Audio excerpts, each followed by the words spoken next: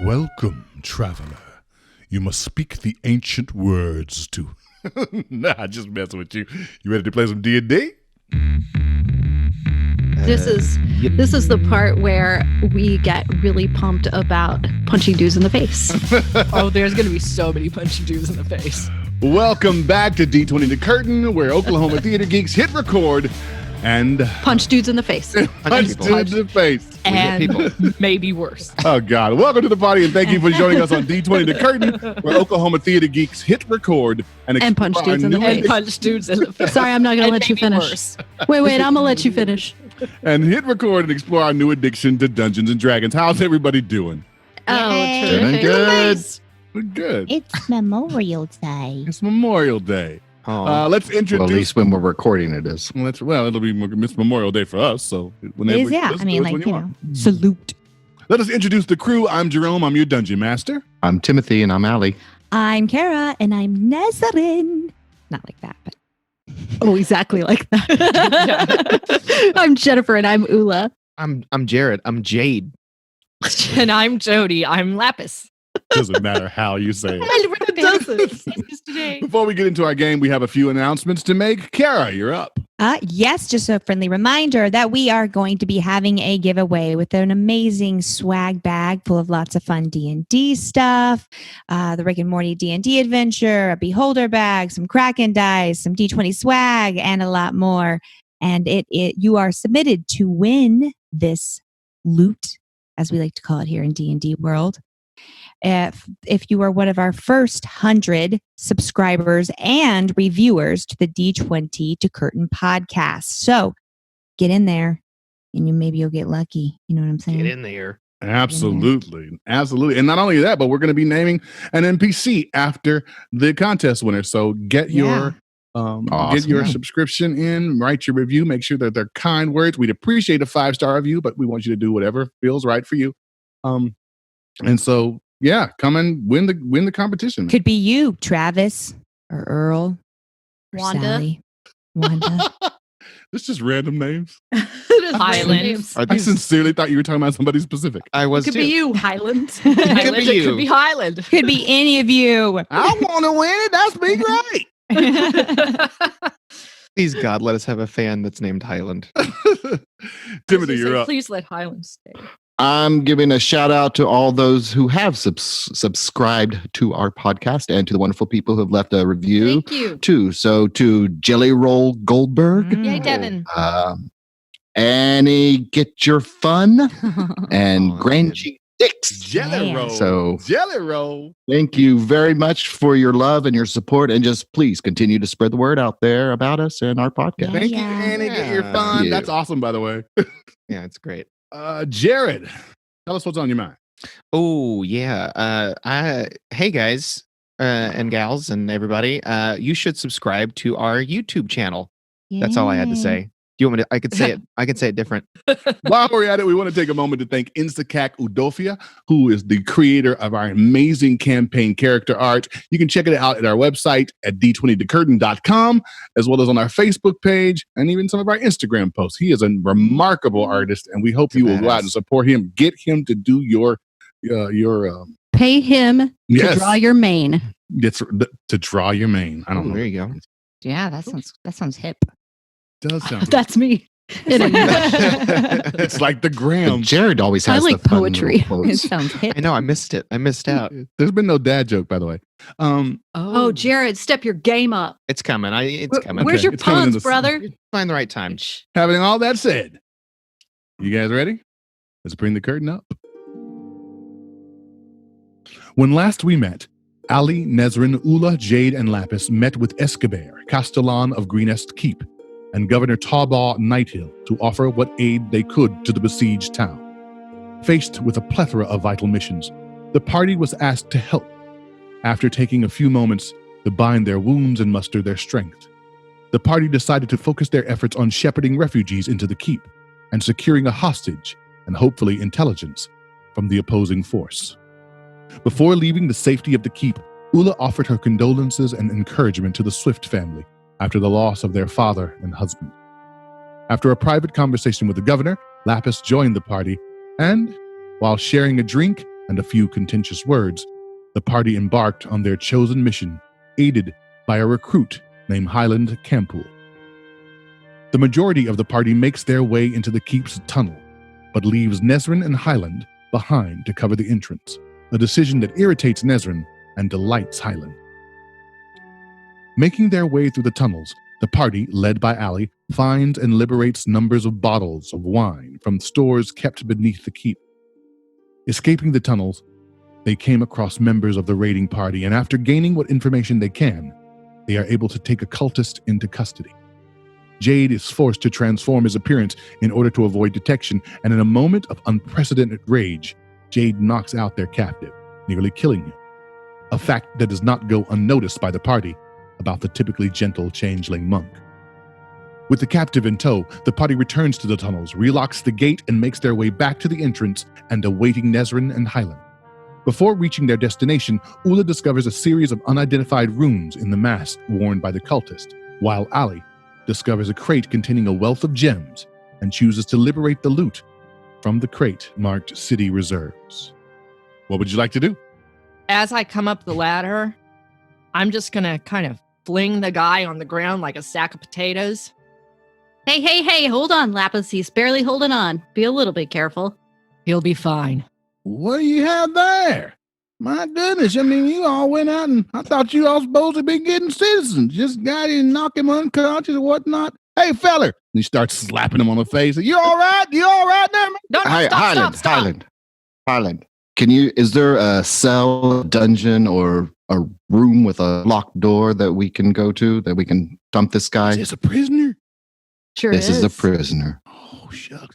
Give me 1 second. And he sort of, where he's been casual talking to Nesrin and a little bit informal, kind of leaning on the wall in her direction, not in a creepy way, just in a I want to be close friends kind of way.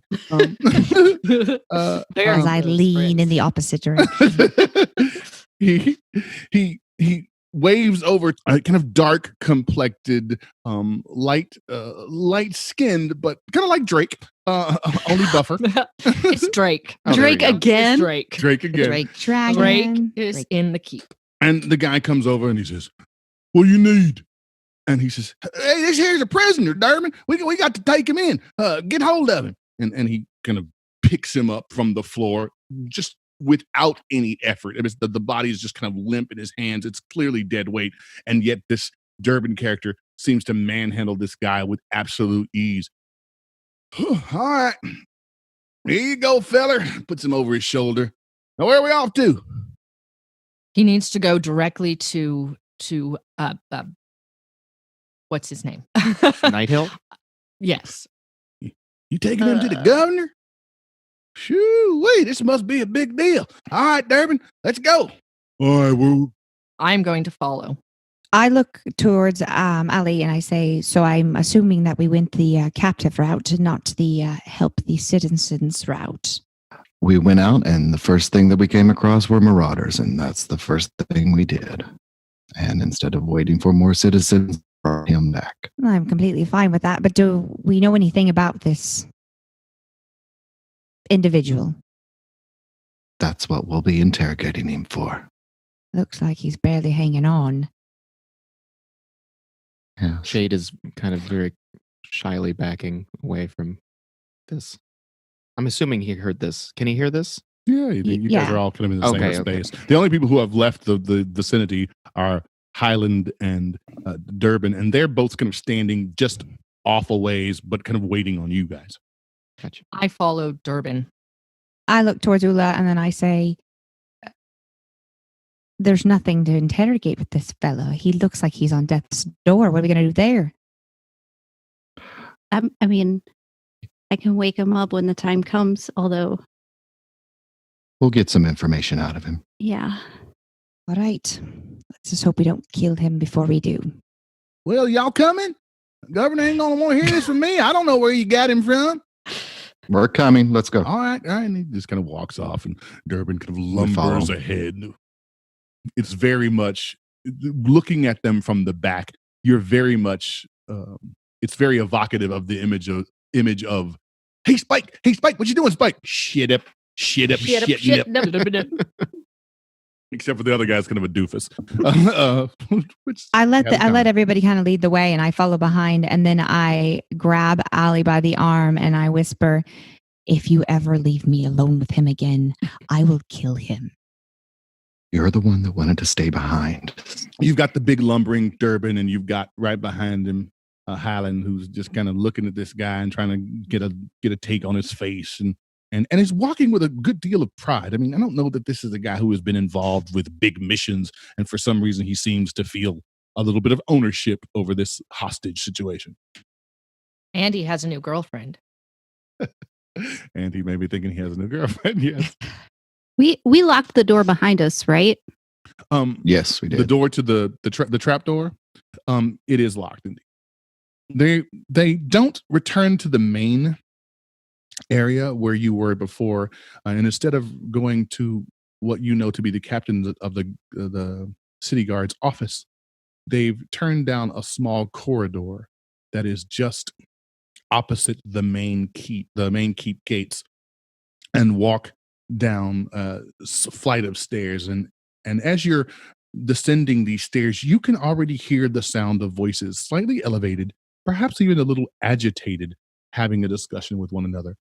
The room you enter is entirely made of stone, with the exception of a few beams that hold up the structure itself and provide kind of an aesthetic, almost farmhouse-esque.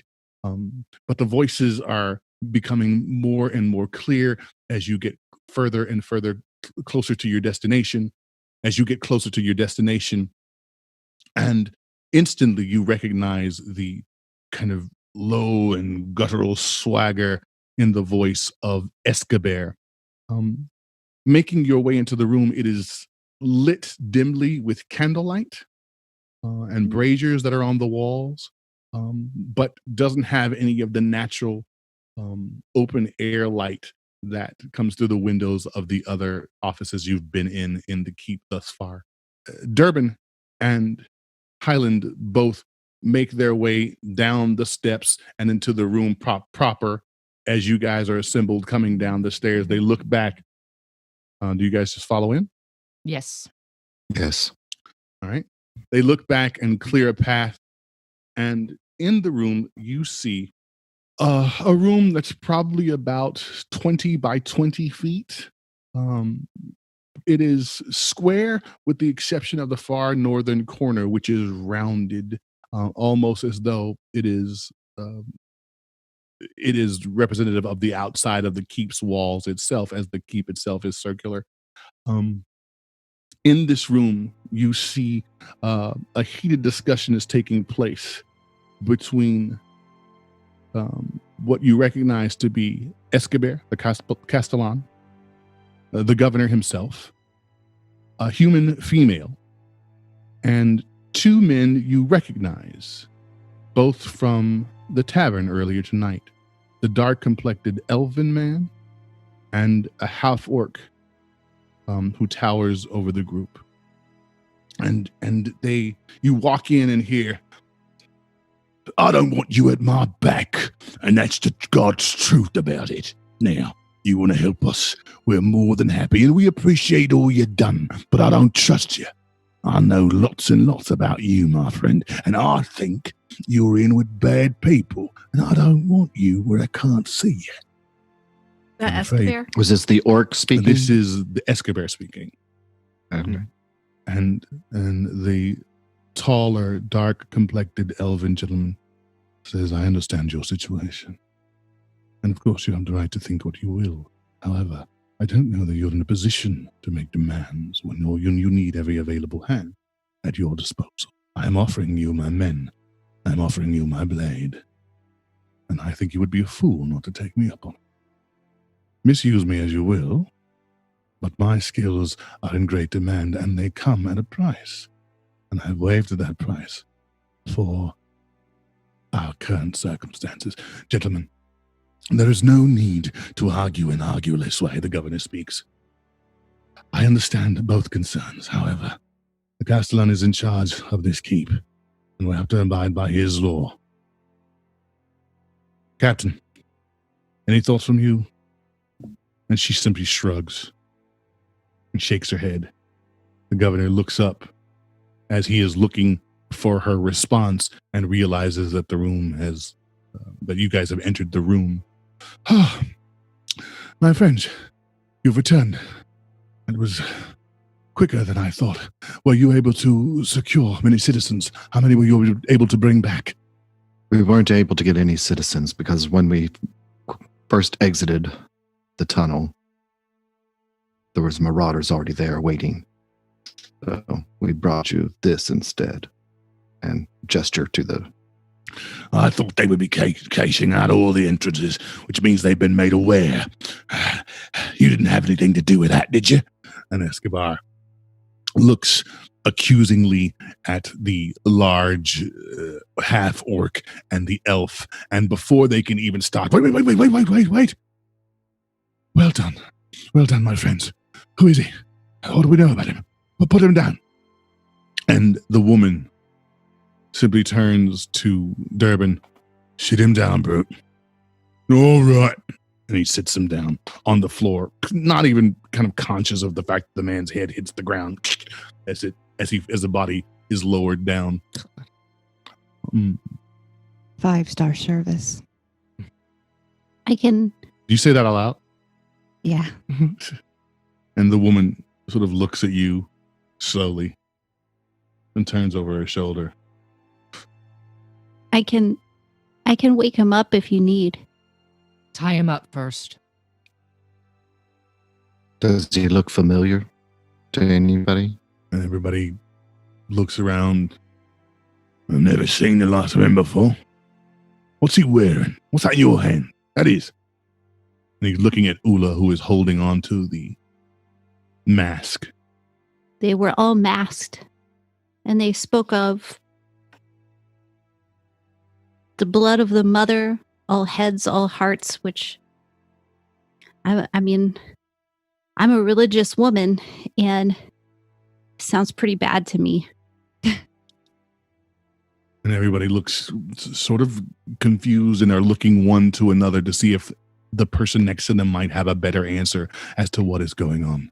DM, can I make a check to see if I would know exactly to what they refer? To what? Who refers?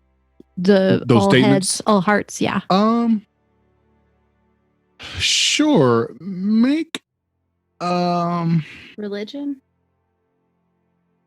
Make an Arcana check. Well, that's not going to go great.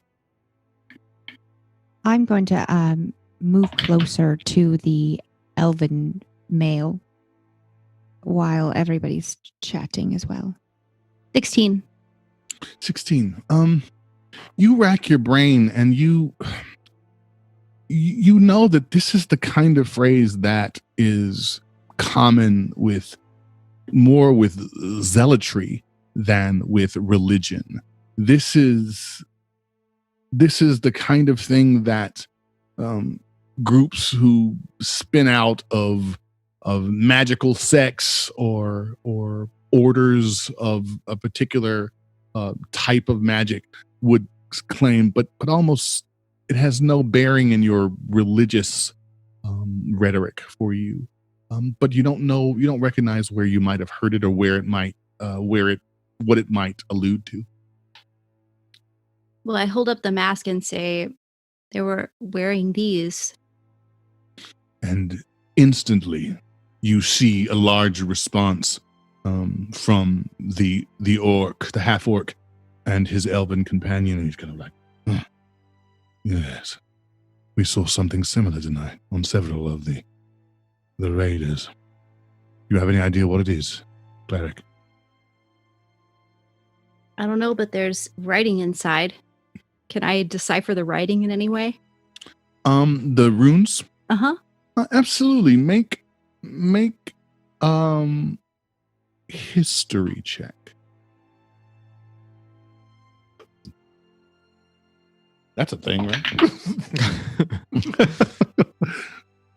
9. Ladies and gentlemen. You know that they are runes. You know that they are runes that are from dark magical, that are kind of representative of dark magical iconography. You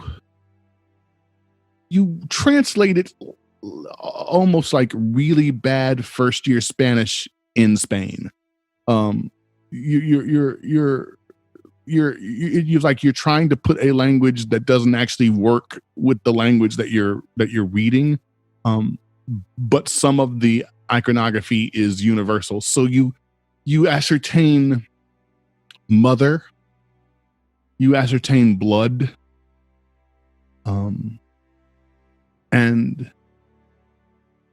what you think means 8 necks. All right, guys. It says something, blah, blah, blah, mother, blood, 8 necks. That's what I can 8 tell. necks? That was a brilliant translation, Eula. Thank you. Get bent, Nessie. What does 8 necks mean?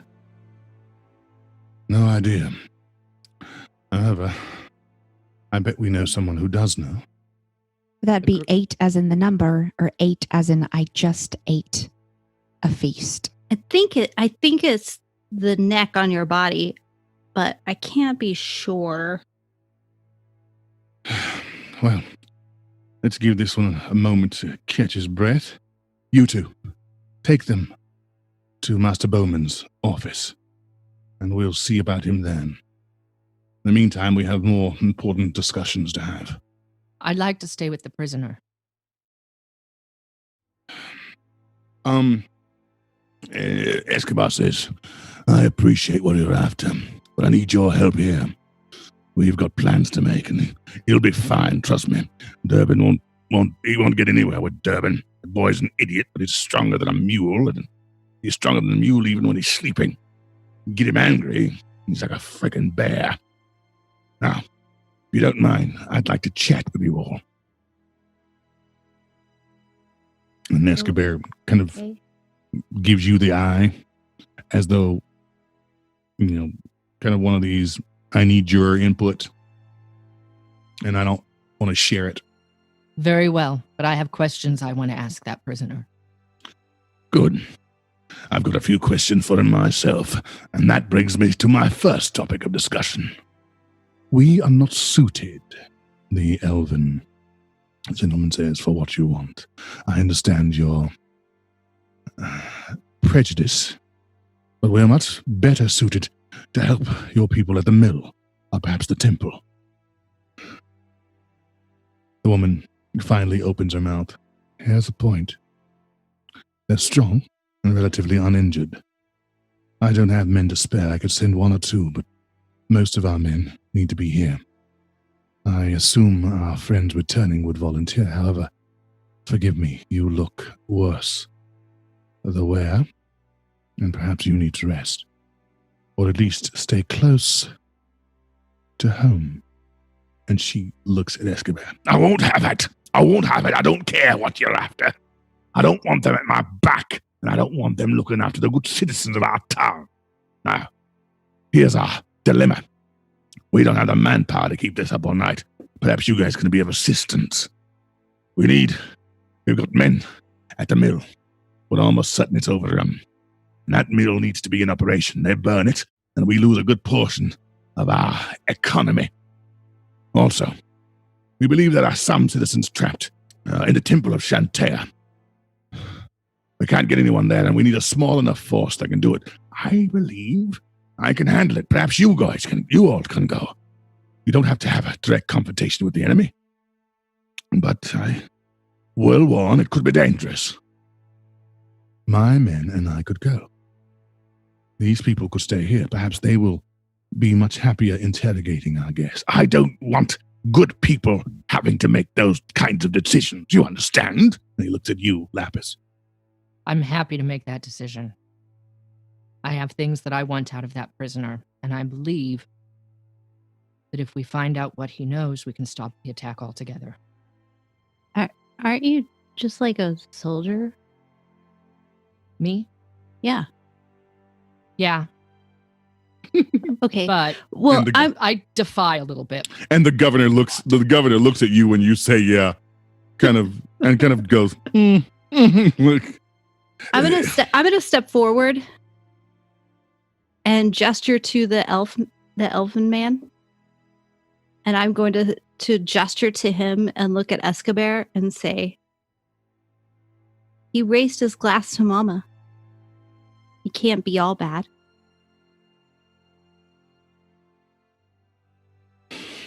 Make a persuasion check. This is my wheelhouse. This and history checks. 14. Your mother. And he looks questioningly. Was a good woman and did a lot of good for a lot of people, even bad people. I'm not judging you on all of your choices, however. I believe tonight is not the time to build new alliances. Forgive me, but it's my thought. It's just how I feel about it. Now, Governor, you do what you want. I believe these people are best suited to avoid the moral issues of a good interrogation. The city guard won't be up to the task. They'll pussyfoot around and we won't have time to get the information before the place is overrun. Send them. They can use their muscle. I love how he assumes how moral we are. Some of us are. Most of us are not. My men will object to it, the woman says.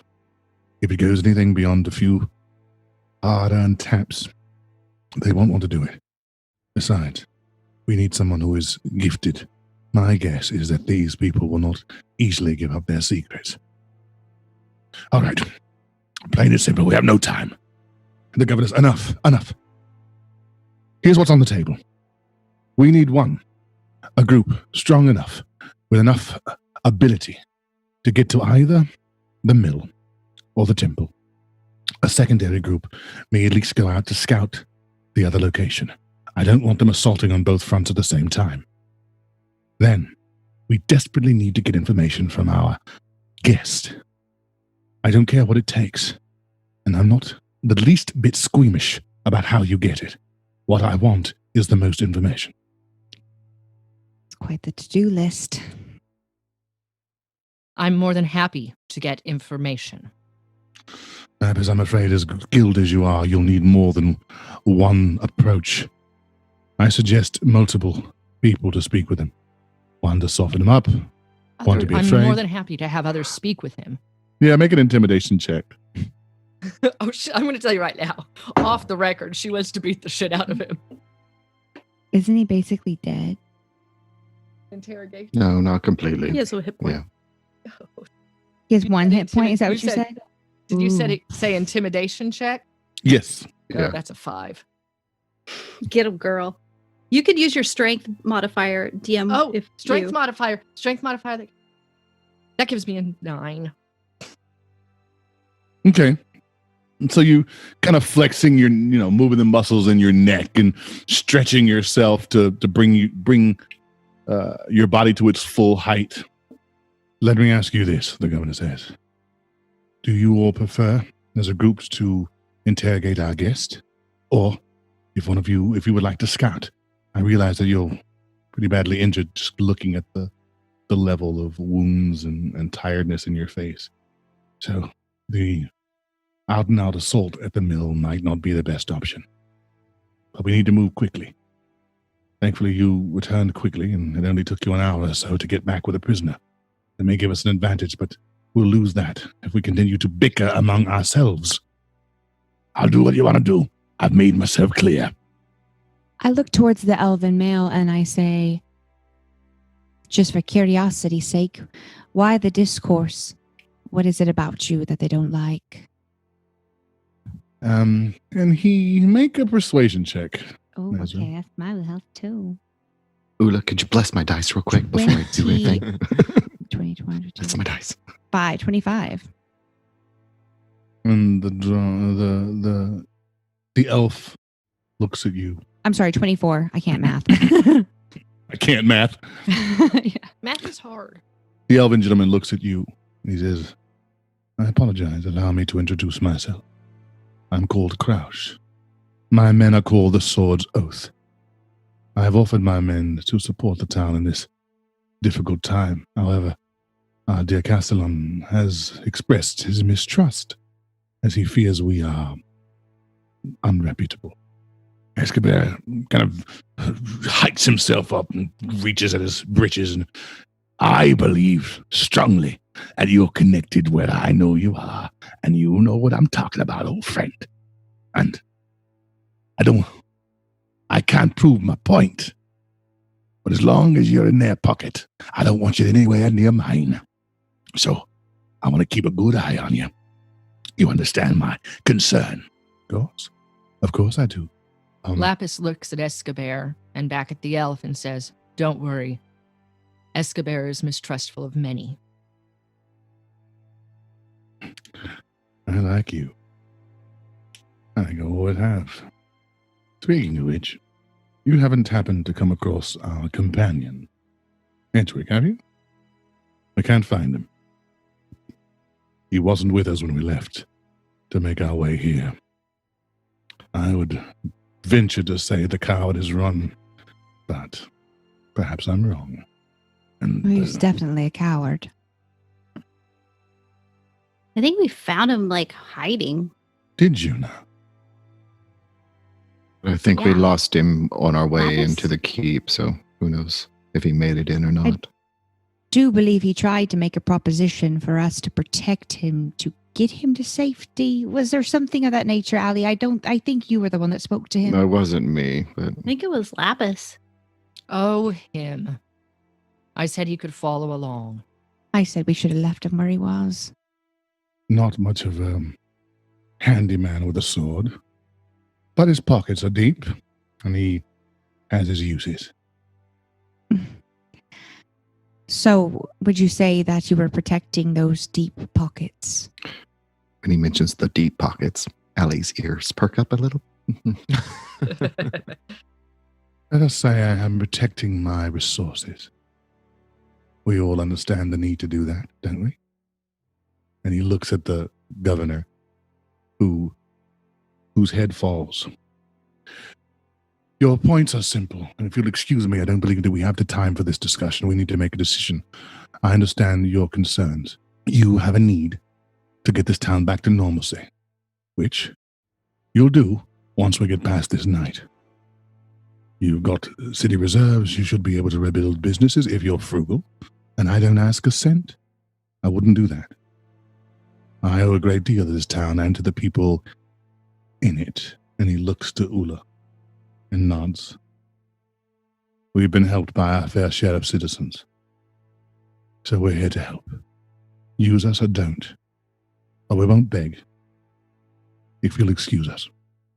And he turns on his heels and makes his way up the stairs with the half-orc following behind him, but looking back to the room as though he just wished somebody had thrown a punch so he could have got it on. But he leaves. Okay. Listen, guys. I have a proposition to make. I went along with the kidnapping of the guy. The temple. Shantea and Lathander, they are a couple of sorts. We And- don't know, but please tell us. They are. And I have some work to do. I want to get back in my God's favor. So I think I'm proposing that we go free the people in the temple. I'm just putting it out there because I went along like a good sister. I mean, it's up for discussion, but I'm putting it out there. Eula, I have a question. Ask away. Why are you not in your God's good favor anymore? Well, I mean,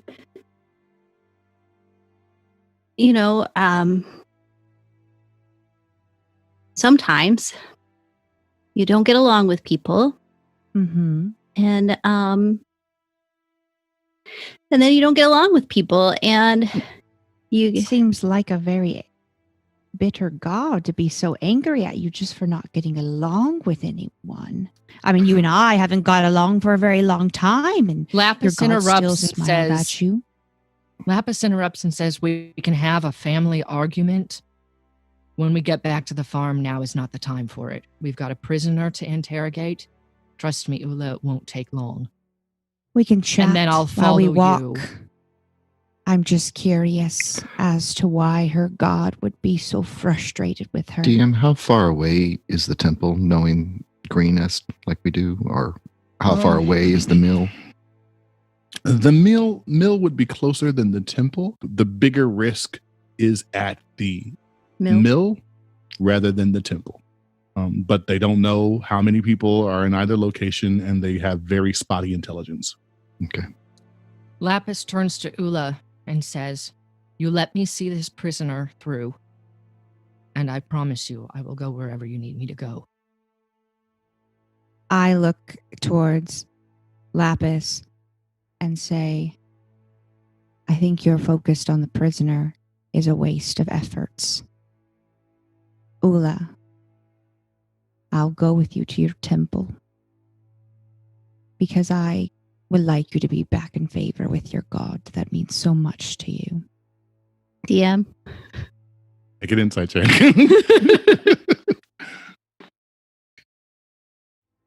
Natural 1. You have no idea if she's telling the truth. Like it's steeped in sarcasm, but it's just kind of the nature of the way she talks to you. You can't tell if she's being honest. I look at her for a very long time.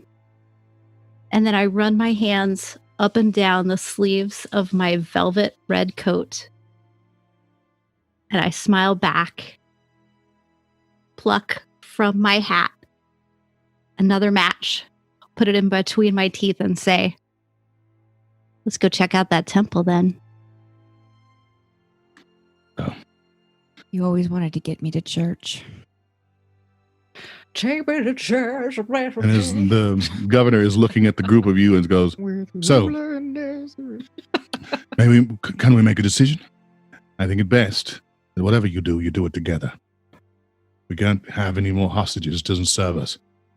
So if you're going to make your way to the temple, make it there stealthily and get us the information we need. My urging, my need, whoever's at the temple is there. We can't do anything about it right now. We can get information and we can make our best effort. But what would help us most is to know what they're after. It's not pretty. I assure you, I understand. And looking directly at Eula, and your trepidation is warranted. I share it. However, desperate times, I will ask the mercenaries if you prefer. But I would agree with them. They're far stronger at this point and more capable. They would make a good excursion party, a good rescue party, or at the very least, a good reconnaissance party. But I'll leave it to you. I know you have your objections. Is this the governor? He's the governor. I'm going to say, I trust them. I trust the mercenaries to do the right thing. Lapis, I'm trusting you to do the right thing. Of course I will. Lapis, the prisoner's not going anywhere. If we come back and all the questions that you have are not answered, Governor, may we also interrogate him later? I would recommend it. However, my concern is his information is useful to us now. Exactly. If he has information what's going on in that temple, we may need to know it before we go. If that's part of the plan, we need to know it. Why the mill? Why the temple? Hell, why Greenest? Baldur's Gate? Waterdeep? These are much more lucrative cities, and they clearly have large numbers, and they have a dragon. The hell do they want from us? Well, they're smart because whenever we were on our way to the keep and everyone that we came across, I searched their bodies and they didn't have anything on them. And found nothing. I thought exactly. Of course, you found nothing. They came to raid, which meant that they were captured. They didn't want to tie to whatever that rune means with the 8 necks. The cleric will be useful. If they're speaking languages we don't know, and our skills and religion, and may come in handy. Does that mean I have to watch? You don't have to watch, Eula. Jade raises his hand. I don't want to watch either. And you shouldn't watch, Jade. This is business that is not for you. I think Lapis and I might be the best ones for interrogating. I agree, Allie. And finally, the woman stands up in her full height and she says, "Forgive me. I understand your need to use every available hand, but these are civilians. Lapis excluded. I'm sorry if this is uncomfortable. I really am. But this is the situation we find ourselves in. People are dying. Our city is being sacked. And at this moment, we are being herded into this keep. For what end? It will be difficult, little one." And she looks at Eula, who, as tall as she is, seems to be dwarf because this woman is so broad. "And forgive me, young Master Jade, I believe it is, yes? Your information will be as useful in this interrogation process as is Lapis's strength. I'm afraid there's no way to shield you from this. It is what it is. Refuse it. That's fine. Fine. But if you choose to take part, then you'll have to commit to it. Because we can't walk away with this with less information than we have now. The more we know, the more lives we can save." With that, he takes a breath and perks up a tad. "So what say you all?" She looks at the 5 of you. "I don't know you. I barely know Lapis. However, it would be my recommendation that you make the interrogation. If you have time, then go trek to the temple. But I urge you, keep quiet. You don't need to see you. You just need to get as much information about what's going on there as possible. The best I know is that there may be 5 to 10 marauders and a whole litany of citizens. I don't know that. That's why you would come in handy. If not, I'll send a few men. Send them on a scouting mission. They'll follow orders." And she looks at Lapis. This is business that Jade and Eula have no business dealing with. You know what's going to happen in that interrogation room. And I think it's best if Allie and I handle it. I'd like to go as well. To the interrogation? I'm not scared of the interrogation. I think I could be a little of assistance to it. And the woman looks at you, Lapis. "I'm sorry. Did you pick up skills in languages that I know nothing about? Know something about the arcane or history, religion perhaps? You're studied?"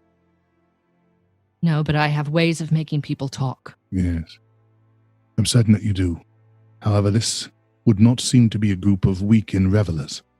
It would seem that these people came without adornment, without insignia, without identifying marks of any kind.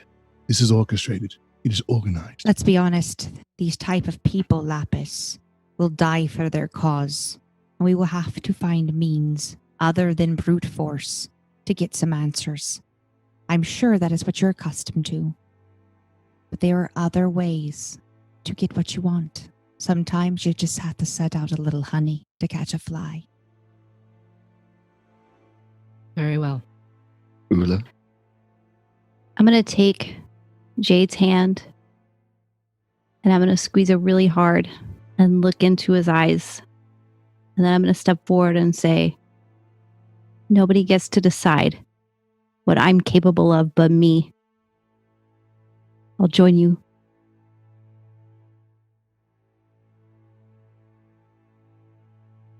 Jade, are you coming? He just quietly nods, but holds very tightly still to Eula's hand. Lapis looks over at Jade and gives him a nod. So we agreed. The dwarf picks his dagger out, points to a map. Here are our problem concerns. What's happening at this mill? What's going on at the temple? And why hoard us all here? There have been great reports of them stealing great amounts of wealth. What wealth can be amassed in this town? And if they've talked to anyone who's in the know, then my guess is they'll be trying to make it inside this keep as the town's city reserves rest in the tunnels. It's all the wealth we have building forward. I do not want them breaking that line. But more than that, what do they want? Should we be sending messengers to other cities? This is the beginning of a campaign. What the hell are these masks about? They won't give up any of it. He won't give up any of it willingly. Make him talk. Make him see the reason. Jade, it's just an idea. But what if you look like one of them? Another prisoner? He immediately withdraws and closes his eyes and just shakes his head. You don't have to, Jade. Jade, you could be saving a lot of lives. And as well, you could be avoiding a lot of trouble for this fella that you seem to care about. I already did it once. And it nearly killed him. Well, this might save his life. It's okay, this time. Ness. Okay. Jade, you don't have to. Okay? We'll get the information one way or another. If at any point you and Eula don't feel like you want to stay, you can go, okay? But we need this information, and we may need your help in there. Okay? Okay. You're a strong guy. You can do it. Eula? You okay? I'm fine. All right. Take us to the prisoner. Escobar, perhaps you should lead them upstairs. And while you're there, perhaps you could talk to our friend. I believe you've offended him, and I think he could be very useful at this time. You'll have to get past your mistrust. We don't have the luxury. And before the dwarf can even open his mouth, she simply turns away and starts looking at the maps. This is my damn office. And he starts walking away and Lapis leading follows. upstairs. Allie follows. Ellie, you coming? I'm gonna place my hand. I've got one hand in Jade's. I'm gonna place my other hand on Allie's shoulder. Escobar leads the group of you up the stairs. You hear the soft whispers of the governor and the captain of the city guard as they discuss the rest of the evening's plans and how to survive it. Escobar mumbles to himself as he's walking, little squat legs, trying to easily navigate the steps. Although he's quite accustomed to it, he's frustrated and not giving you guys much of his attention as he gets to the top of the stairs and takes you out into the main open area. You see that much of it has settled down. Some of the families who have decided to be housed up here have nestled in and started to sleep. You see that animals are being cared for, but most of the group of people that was here when you first arrived has been moved to other locations and bedded down. Do we still hear stuff, the dragon outside or marauders outside? At the moment, you can hear a little bit of activity outside, but not nearly the skirmishes and activity that there once was. You haven't heard the dragon in some time. Okay. So follow to. I'm going to follow on. Okay. And Escobar sees Crouch and the half-orc individual standing over near a series of crates and a wagon, very much in the same location where you first nestled down when you healed yourselves. And he indicates, Are they in Jade's lazy boy that he made?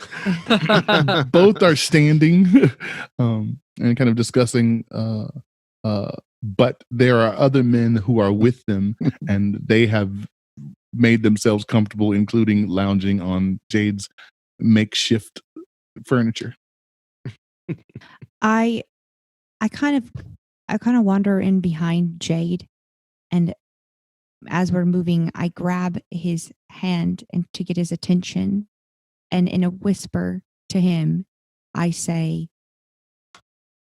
"None of us want to be here. None of us want to do this, but we're here now. You can't be scared anymore. I can't be scared anymore." And then I just let it go. Okay. Escobar stops at the elf and his companion, and he doesn't look them in the face. And it's actually a pretty striking visual, because this dwarf is so short and squat, and these two men are looking down at him, waiting for him to say something, and he doesn't even look up at the group of you and just kind of nods his head in the direction where you met Highland. He's in there. Make him talk. And almost as though he's still talking to you, he says, "I'm sorry. I misjudged you, mistrusted you without evidence." He looks at the group of you who are still standing around and goes, "I'm not looking for an audience." I go on in. Before Allie goes in, Eula's hand is on his shoulder, and she leans forward and whispers in his ear, "I think words here might be better than fists. May Lathander watch over us." And I cast guidance. And Allie, you get a D4 to skill checks for up to a minute, just on your next skill check. Okay. And I touch her hand and say, "We'll get you to your guide." And go on in. You walk toward the office. The door is now closed where it was open. It's a solid wooden door. You turn the latch and walk inside as it creaks.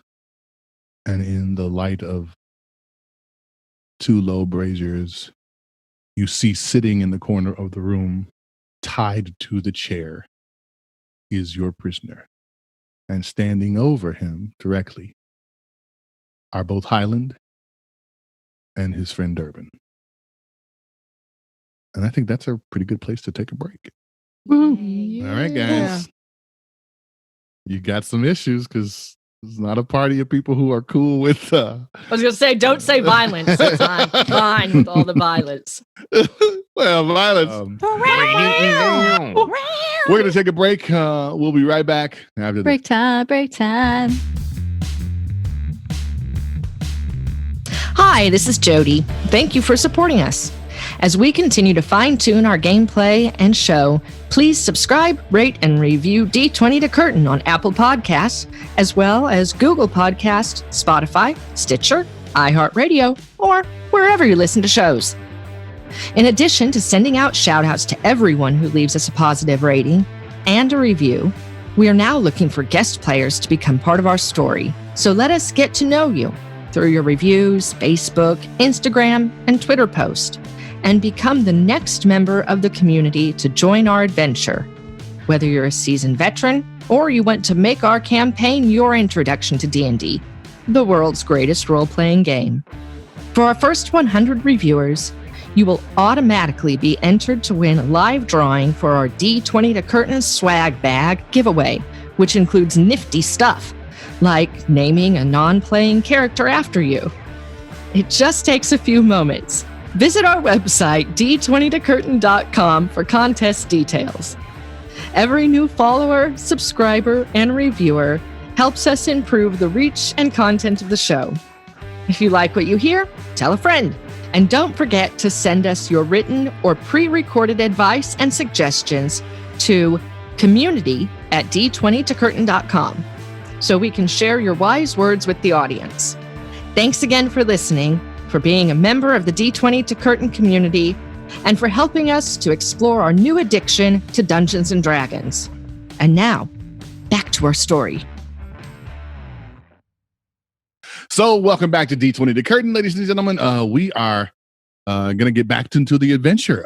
You guys are ready to do this, huh? You guys are... I mean, yes, Okey-dokey. very much so. So that's a yes. feel like Lilies of the Field is about to meet the Sopranos over here.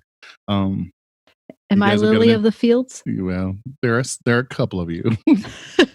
I know I'm a soprano. Let's see what happens. Let's see what happens. So you enter this office. The large wooden door creaks just a bit as you push through, seeing your hostage tied to a chair with your new friend, Highland, and his companion, Durbin, standing over your guest. How would you guys like to do? Highland, would you and your friend mind standing outside? We told to watch him real close now. We don't want nothing to happen to him. And Oh, don't worry. Nothing will happen to him. But if you Oh. could stand guard outside, that'd be great. I look towards Highland and I smile and I say, please, if you could just watch the door, we'd really appreciate it. Give him a little wink. oh, y'all in charge of talking with him? And he Yeah. winks in a really big way. Make a persuasion check with advantage. 24. We'll step out right here, and y'all have any problems, y'all just give me a holler if y'all need anything. I'll be right outside this door. You be careful, pretty lady. Oh, I will be. And he blushes instantly. Come on, man. You taking up their time. And Durbin's like a little bit surprised by what the hell's going on because his friend is never this aggressive, but he follows out. And as the two of them leave, the prisoner looks up for the first time. He's awake. What's your name?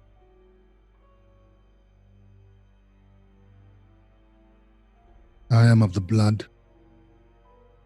I am of the mother. That is who I am. Interesting. We're all from a mother in blood as well. Is it Lenathon? I am of the blood. I am of the mother. That is who I am. What brings you to Greenest? The time has come to pay our due. And Greenest is as good a place as any to start. Start what? What must be done? What must be done?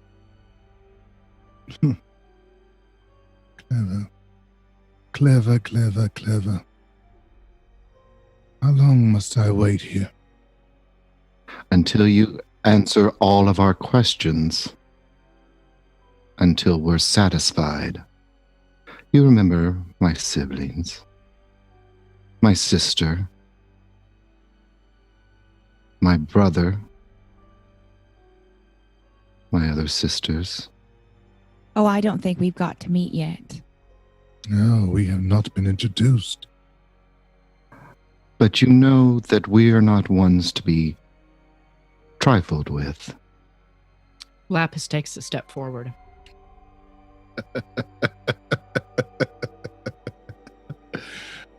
You're intimidating me. I see. Very, very good. Your town burns. Your citizens huddle together, afraid for their lives. And I'm the one who should be afraid. How foolish of you, siblings. What are your names? Please, enlighten me. That's none of your business. I'm Eula. My name is Nesrin. Good to know, Nesrin. Good to know you, Eula. You too. That will be valuable information. I don't think you're leaving. Oh no. Mother may never hear it unless you give us some information. I am but a servant. Yes, but servants have information. Who is controlling the dragon? You understand so little. Dragons are not to be controlled. Dragons are not pets. They are not creatures to fall at the whim of men and elves and dwarves. Dragons are far greater than all of the creations under the world's canopy. So you serve the dragon. I am of the blood. I am of the mother. That is who I am. Who is this mother that you speak of? She is the deliverer. I have a question for you, son of mother. Are you scared of death? Or does something great await for you beyond? Every man born will die. Every man. But you didn't answer if you are scared of death. Why should I fear that which is inevitable? Lenathon, I, like you, am a person of faith. Do you think your mother will see you as weak since we captured you? I think that makes us stronger than you in the scheme of things. I am only one. So you win. Your hand overpowers mine. But I am one of many. Well, that's all well and good, but I mean, I feel like all those other guys, they might get to the 8-headed lady dragon heaven, but seems like you, the weak, have been vanquished. Make a deception check. Oh, shit. All right, the guidance is falling off of you, Allie, Yeah. because I go, let Thander help me.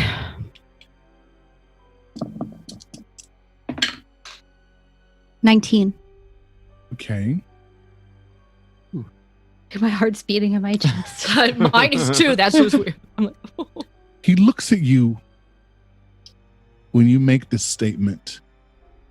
He's looking intently at you, both intently and intensely. How dare you muddle her imagery, change her visage. Power like none ever born on this planet.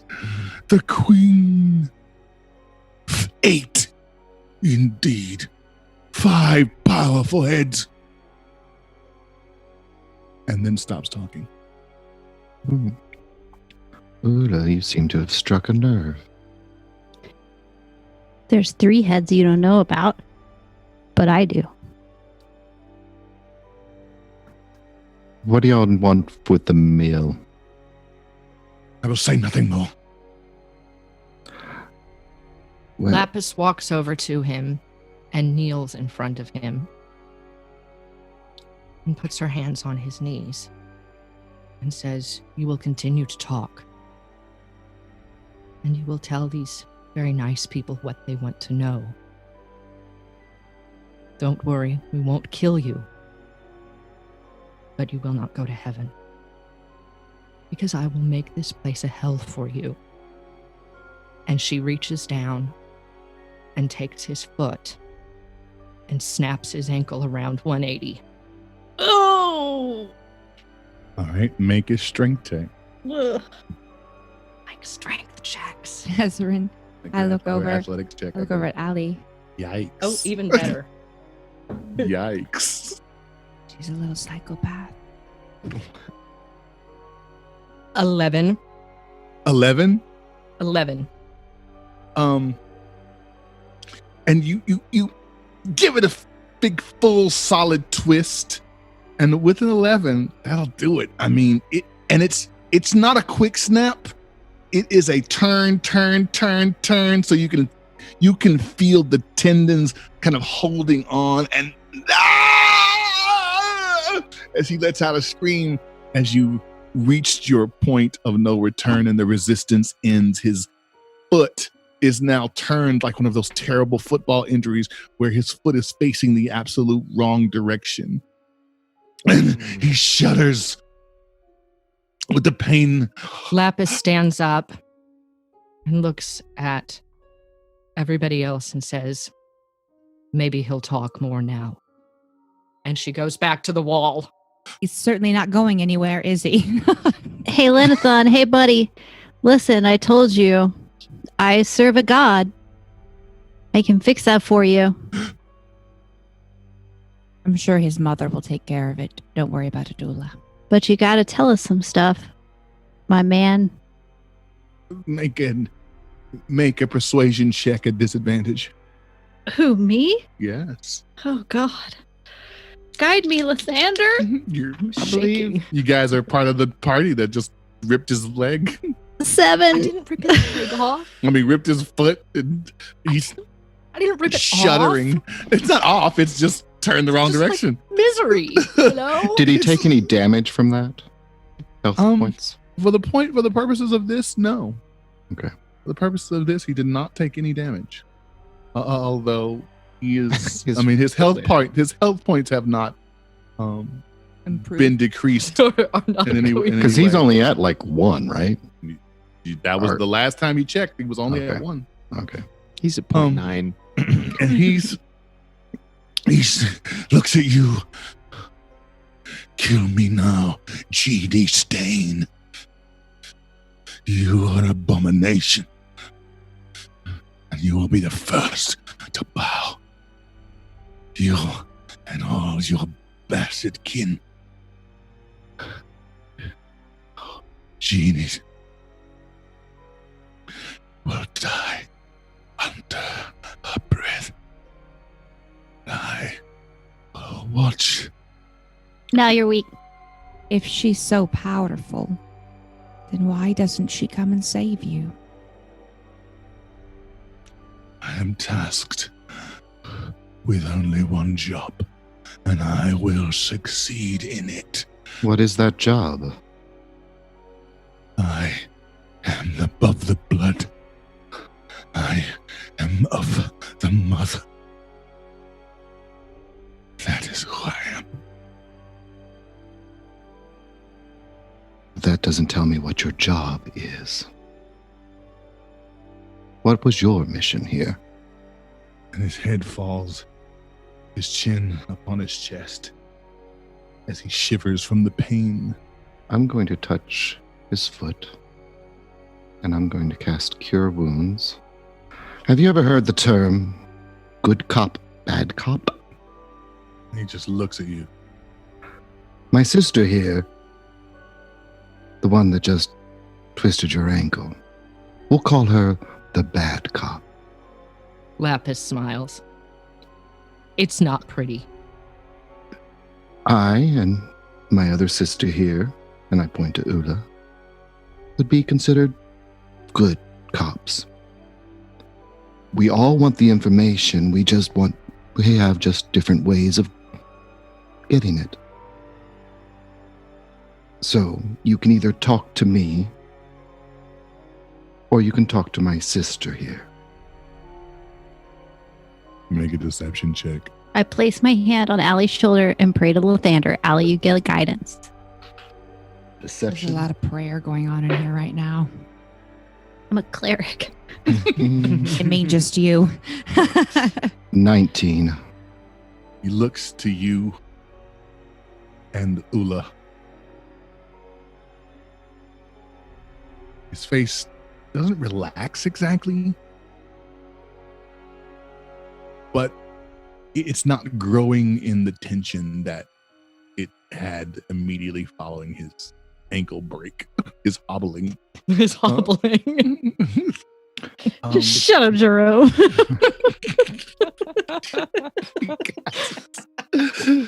Heroes call. Thank you, Louise Goldberg. So his face changes. He releases his tension.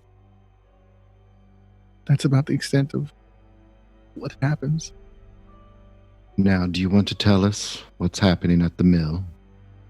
What your job is here? Or How come your Yeah, mom my has 5 sister- heads? Yo, mama.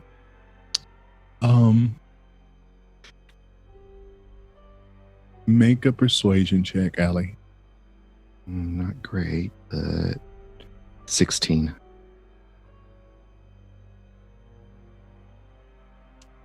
The mill keeps a considerable amount of the city's gold reserves. We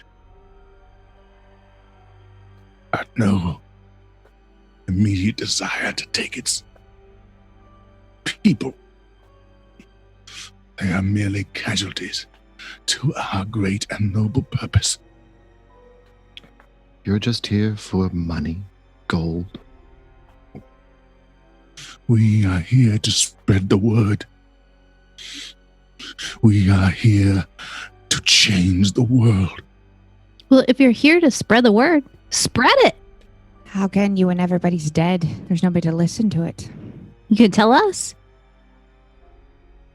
There will be plenty left to suffer her wrath. But, I mean, We that doesn't make sense. are the cult of the dragon. We are of the blood. We are of the mother. Yes, you said that before. That is who we are. I'm not a very religious person. Let's be real, I'm not religious at all. So please change my mind. Maybe I should be part of the blood. Maybe I should be part of the mother. Can I be part of this? Make a persuasion check, Nesrin, and make it an advantage. 20. Oh, I guess I get another one. That's better than 24. Awesome. Oh, 19. Two 19s. Sorry, 24. 24, because I have my +5. Okay, And I mathed it. All by yourself. He looks up at you, Nesrin. He looks to Eula. He looks to Allie. He looks over to Jaide. And drops his eyes to the ground, just going across Lapis's boots and then back into his lap, trying to avoid any thing that's going to put her off or set her off, because he has not finished Misery's Child yet. And he says, "Did you see the creature that takes to the sky over your town? It has no rider, no master, and yet it toys with you. It's entertained by you. But its brilliance is far greater than you could know. It commands demands respect. And it is an infant compared to her grace. They were wrong before. Draco Lich, no. So foolish, so wrong. Living, breathing dragon will rule this entire plane. And we will all bow at their will. Why would you not want to be first online to serve? Your death is inevitable. Your service makes you great. I am of the blood. I am of the mother. That is who I am. I am of the blood. I am of the mother. That is who I am. He keeps repeating it. He keeps repeating it, getting louder and louder. I place my hand on his chest and I say, I am of the blood and I am of the mother. Say the words. Say the words. And before I say anything, I cast Charm Person What's the What's DC? the It's a with save. 13. is it wisdom? Yeah, Show enough. wisdom. Natural 20. Suspense. Show enough. Oh my Ah. god. Natural 20. Ah! Jeez. So I That's- guess the 5-headed mom is there. You touch him, the magic leaving your hand as you know it does, and yet, where you're used to the blank stare of those under your magical charms, he simply opens his eyes quickly, looking into your face, and spits. And that's saying something in the days of coronavirus. I was like, now I have COVID. Great. Great. Lapis, Thanks, buddy. take his other ankle. I am of the blood. I am of the mother. That is who I am. I am of the blood. I am of the mother. I step That is back who I and I am. look at Lapis and I say, I'd take something other than his ankle. Lapis walks over to him and says, yeah, we get it. You're of the blood. You're of the mother. But you will not die with her. We'll just work our way on up. And she puts her hands on his knees again and takes his kneecap and slams it into the inside of his leg. Okay. Athletics check again. Yeah, go ahead and make a survival check. Got some healing. 15. Okay. Maybe could have been a medicine check if you wanted, if you have a different. Probably would have been the same. No, survival is higher. Okay. You knowing just how to inflict incredible pain. It literally, you slam his kneecap. Patella, isn't it? And just pop. You hear the sound pop. And just like the response in your reflex test, his leg kicks out. And because you pop it at that same time after the action is taken, when it lands, his knee is lower than his thigh. Eula bursts into tears. He cries out, biting into his own lip. Lapis looks at him and says, we can do this all night. We can heal you, and I can hurt you, and we'll heal you again, and I will continue to hurt you. Bleeding at his mouth where he's bitten into his own lip and shaking, his voice almost too weak to muster a response. He looks to a crying Eula. Please, please, kill me. Kill me. I will die in her service. Did he take any damage from that? Yeah, he's gonna have to.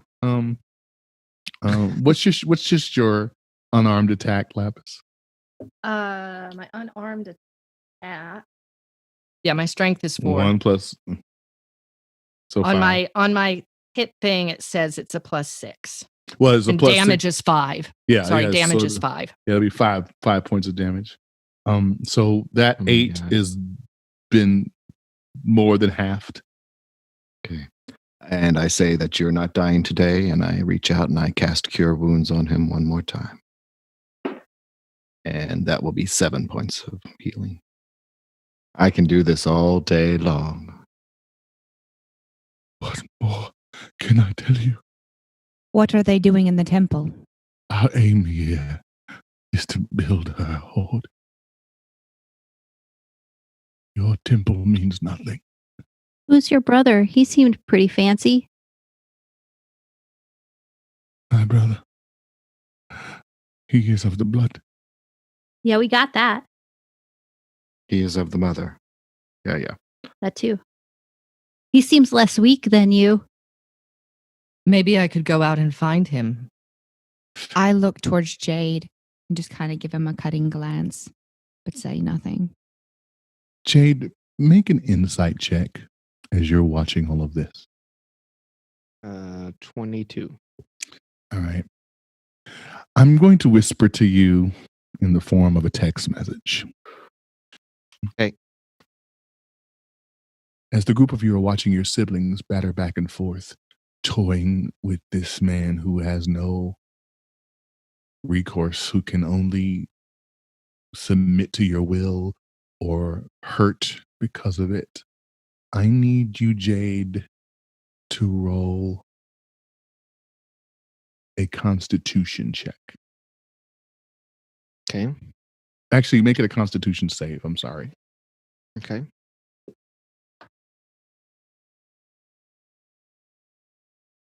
Okay. 15. 15. You're watching them. You're watching them as they toy with this victim. Your anxiety, your guilt, your personal pain, having just lost your sense of control and hiding behind your ability to transform your appearance and being so dangerous and so deadly because of it has made you sick.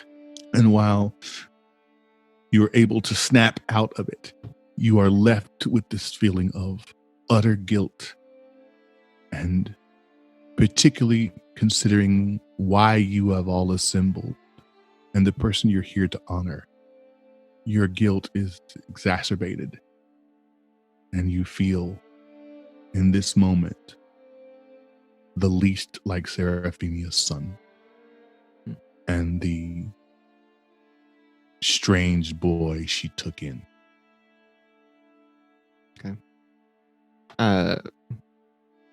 He just collapses to the floor then.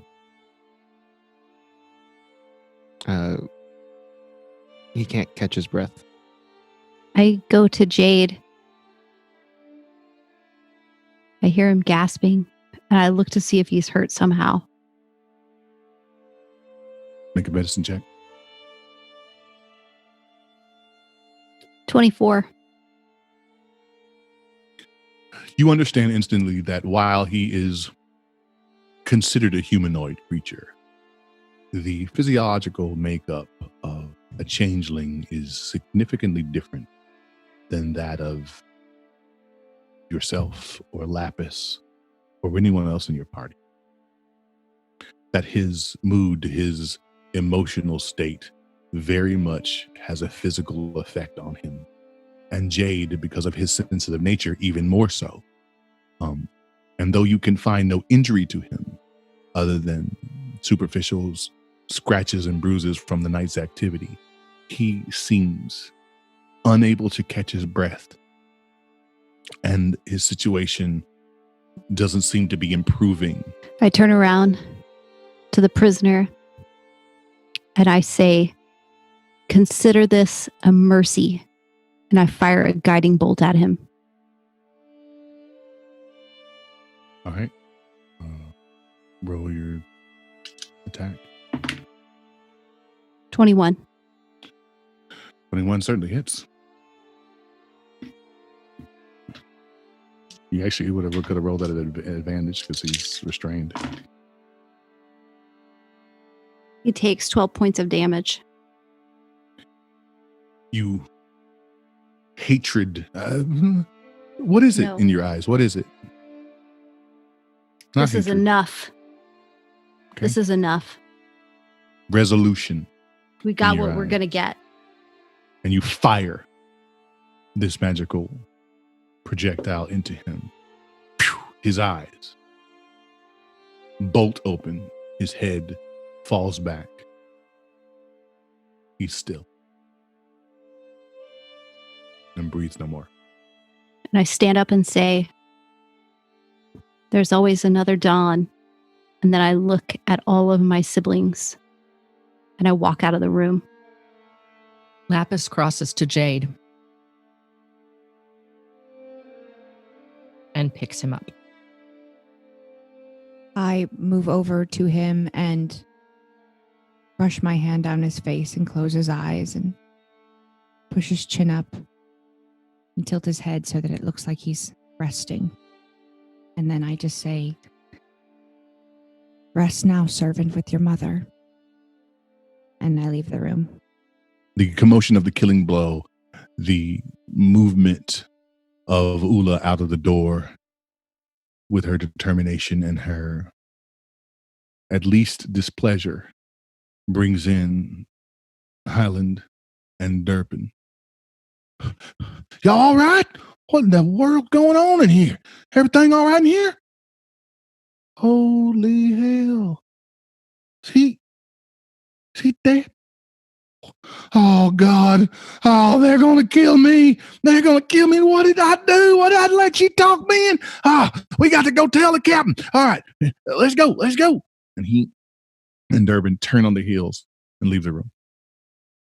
Lapis whispers to Jaide, what do you want me to do? Jaide seems to finally catch his breath, but is still very pained. I know where someone we can talk to. Someone with information. Who? A man I know who helped train me. He knows of the cult of the dragon.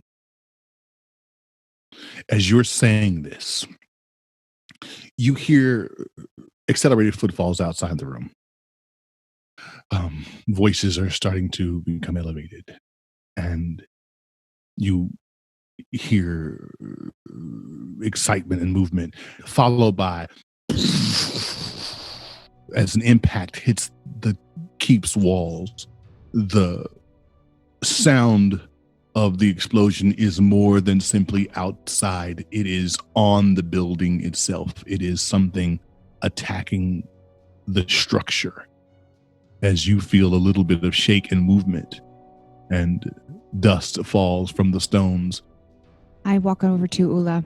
I touch her shoulder very lightly. Are you ready to go to the church now?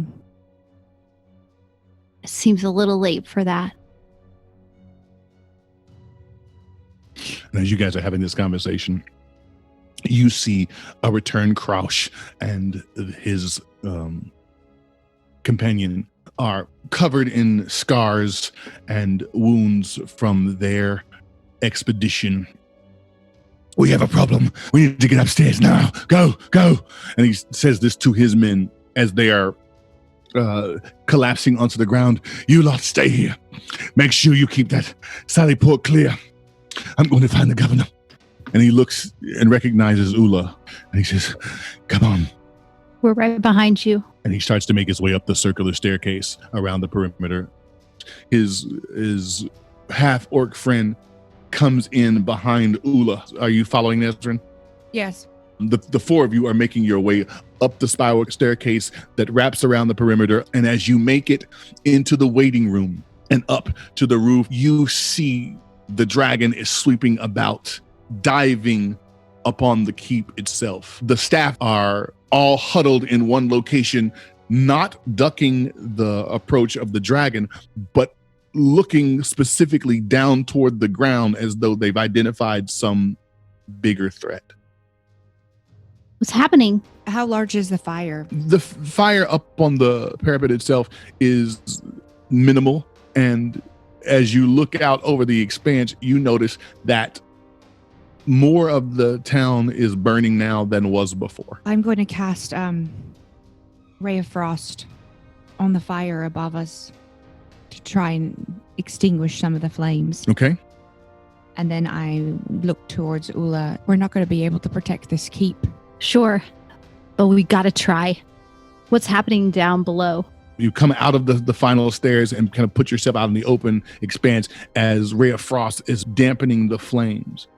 You noticing that what was just raiders assembled around the keep they are now accompanied by carts. They're also accompanied by what looked like large wooden timbers that had been tied together in X shapes, and tied to them with each of the upper points affixed with a dragon adornment are citizens of the town. Oh, Jesus. From this distance, you don't know who these people are, but you can see in some cases movement and struggling. In some cases, the people attached to them are still.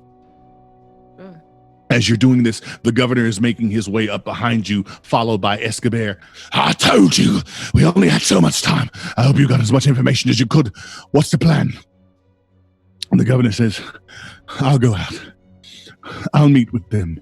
And behind him is the captain of the city guard. And she says, don't bother. I'll go out. And he says, no, you're charged with saving the city. And before he can even finish the sentence, she is making her way back downstairs, determined. For the rest of the party that is downstairs, what are you doing? Well, we haven't left the room yet. Nope. No. So, Jaide, do you know where this guy is? Is he? Just be mindful that you guys do hear all of these explosions. In that case, I'm going to immediately stand. We need to find Leeson. And I'm going to go out the door, going after Eula and Nesrin. All right. Lapis follows him. Okay. Ali follows. As you guys are making your way out the door, the hustle and bustle has quieted down in the main open area. However, you can hear voices from above you. The captain of the city guard is like, I'm not going to hear it. We don't have a choice. Protect the keep, but I'm going to find out what the hell these bastards want. And she's making her way down the stairwell, followed by the governor, who is followed by the Castellan. Do we know her name? You don't yet. Do I know her name? You know her simply, Lapis, as Bowman, but you also know that that's her last name. I call after her. Captain. A moment. Make a persuasion check. Can any of us hear that? Actually, she continues down the stairs. You guys can hear as you're coming out of her office. You can hear the voice of Eula yelling, "Captain, Captain!" And the footfalls. I just rolled 11. She just says, "What?" And she continues to walk down the stairs. They don't want anything. They just want gold. It's a cult. There's nothing you can offer them. Can we hear the conversation that's going on? It's got a little bit of an echo, but you can hear that they're arguing. And she's like, I am charged with the safety of the citizens of Greenest. All you're going to do is die. Then I die. For what? And then all these people die because you're not here to lead them. Where is the wisdom in that? We're like following her behind the stairs. I just picture us like running down the stairs. The stairs Wait! behind her? Yeah, you're just behind her. And she reaches the bottom of the stairs. She turns to you after Nesrin's comment. Her face still, cold. Ali, Jaide, and Lapis have exited the office and are watching in full detail this conversation. She turns, looking at Nesrin. You can tell those people who have never been charged with the care of anyone else. I know my job, girl. I've done all I can to have it. You know how many women were captain of the city guard before me? Mind your manners. The governor is making his approach. Do you think this wise? If they wanted to breach, they want a conversation. They want you to join them. And they want us to be desperate listeners. I'll provide them with exactly that. You know what to do if this fails. And she looks at the dwarf.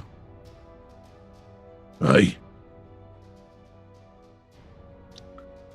Then I suggest we find out what our friends want. Nesrin reaches towards the captain and then says, quietly enough for her, pledge your allegiance to them. Spare your people. Captain turns, looking at some of her men who have gathered on the first level, who are now going to the main gates of the keep, as she actually takes another route and exits the open room.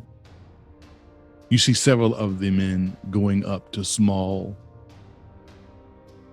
holes in the keep that are used as almost portholes, as windows. And yet you can hear through the walls quite well a voice. There are a couple of open windows. There are a couple of open spaces to look out if anyone would like to look. Jaide will look. Okay. Allie's going to go look because he doesn't. All we know is we heard a big loud crash. So we don't know what the hell's going on. Jaide and Allie get themselves upon carts that have been placed in front of these open holes in the keep's wall. They're small spaces.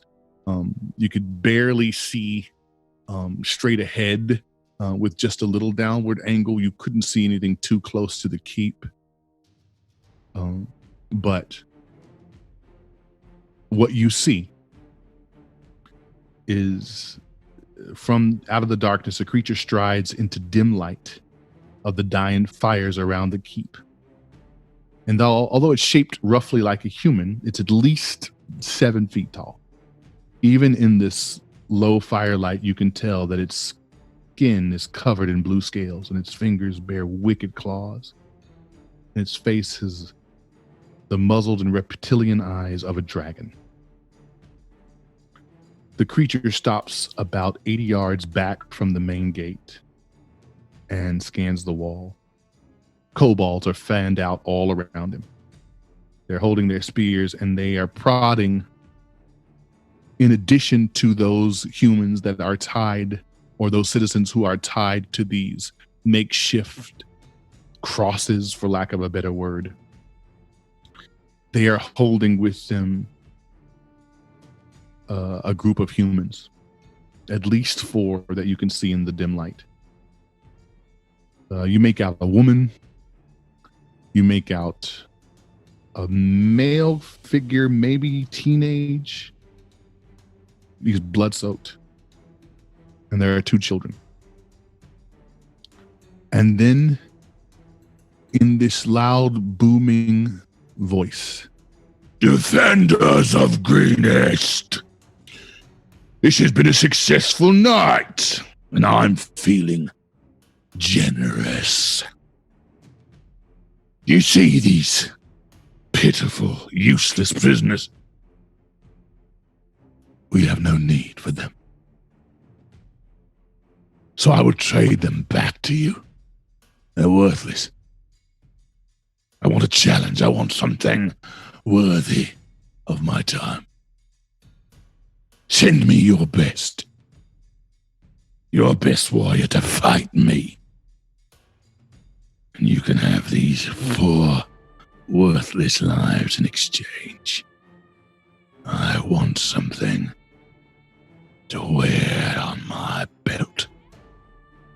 As he relaxes and begins to even laugh at his own bravado, the kobolds responding in kind.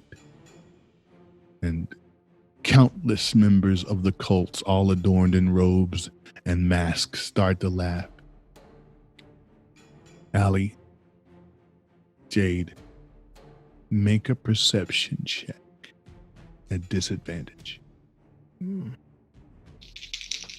Oh, cool. 3. 5. Disadvantage. Yeah? Yep.